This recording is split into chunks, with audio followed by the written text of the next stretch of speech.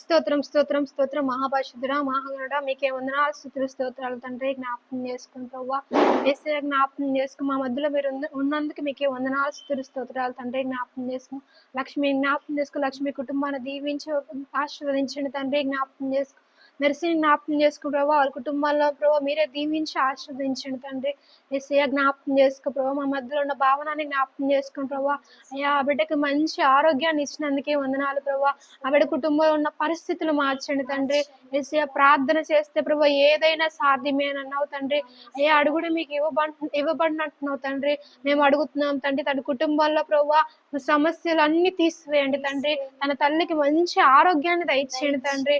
యేసయ్య తన కుటుంబంలో పరిస్థితులన్నీ మీరే ప్రభావ మంచిగా చేయండి తండ్రి.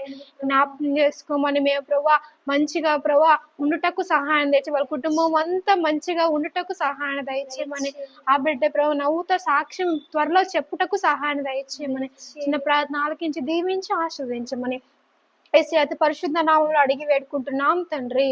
ఆమేన్.